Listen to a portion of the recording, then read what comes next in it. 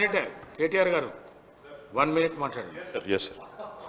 Speaker sir, ముందుగా ధన్యవాదాలు sir. ఇంత దారుణంగా మొత్తం శాసనసభని రాష్ట్ర ప్రజల్ని తప్పుదోవ పట్టించడం అయితే ఎల్ఏ మినిస్టర్ గారికి భావ్యం కాదు. వారు ఇండస్ట్రీస్ మినిస్టర్ గారు ఉన్నారు. ఇక్కడ క్లియర్గా ఉంది సార్, వాళ్ళు ఇచ్చిన జీవోనే, మేము చెప్తుంది కాదు, చాలా క్రిస్టల్ క్లియర్గా GOMS నెంబర్ 54 సార్. ఇందులో ఏం రాసినారో ఒకసారి నేను చదువుతాను sir.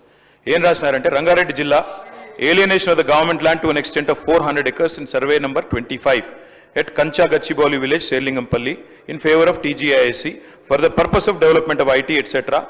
at the cost of market value of 75 crores per acre, handing over advance position.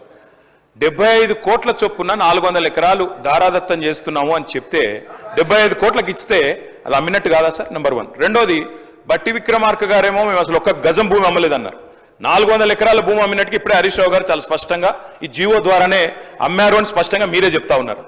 మూడో మాట అధ్యక్ష, మూడో మాట, ఇప్పుడు మంత్రి గారు ఎంత దారుణంగా మాట్లాడుతున్నారంటే, గతంలో అధ్యక్ష అమ్ముకొని ల్యాండ్స్ అమ్ముకొని వాటి ద్వారా వచ్చే ఆదాయానికి మళ్ళీ ఇంకా పైకి కమిషన్లు, ఎవరికి? మర్చెంట్ బ్యాంకర్కి 3% కమిషన్ ఇచ్చే కార్యక్రమం కూడా, దాన్ని కూడా మళ్ళీ ఏదో గొప్ప పని చేస్తున్నట్టుగా ఉత్తరప్రదేశ్లో చేస్తున్నారు. ఉత్తరప్రదేశ్ తప్పు చేస్తే మీరు చేస్తారా? ఉత్తరప్రదేశ్ వాళ్ళు తప్పుడు పనులు చేస్తే మీరు తప్పుడు పనులు చేస్తారా? నేనేమంటున్నా సార్, ఒకటే ఒక్క మాట, మీరు తర్వాత చెప్పండి మహేష్ అన్న, మీతో ఒకటే ప్రార్థన సార్, దయచేసి ఇవాళ ఇప్పుడే చెప్తా ఉన్నారు, నాకు మిత్రులు వచ్చి మా ఎమ్మెల్యేలు చెప్తా ఉన్నారు, నేను తమరిని రిక్వెస్ట్ చేస్తా ఉన్నా సార్, తమరిని రిక్వెస్ట్ చేస్తా ఉన్నా, ఏదో శాసనసభ సమావేశాలు జరుగుతున్న సందర్భంగా నేను మిమ్మల్ని రిక్వెస్ట్ చేస్తా ఉన్నా సార్, ప్రభుత్వాన్ని కూడా కోరుతా ఉన్నా, నిజంగా ఈ ప్రభుత్వానికి చిత్తశుద్ధి ఉంటే, ఈ ప్రభుత్వానికి ఏమైనా ప్రజలకు వాస్తవాలు తెలవాలన్న విషయంలో వారికి ఏమైనా నిజంగానే ధైర్యం ఉంటే, దయచేసి ఈ రేసులో ఏదో కుంభకోణం జరిగిందన్నారు కదా, దాని మీద చర్చ పెట్టండి, మొత్తం సమాధానం చెప్పడానికి నేను సిద్ధంగా ఉన్నానని చెప్పి మీ ద్వారా తెలియజేస్తా ఉన్నా.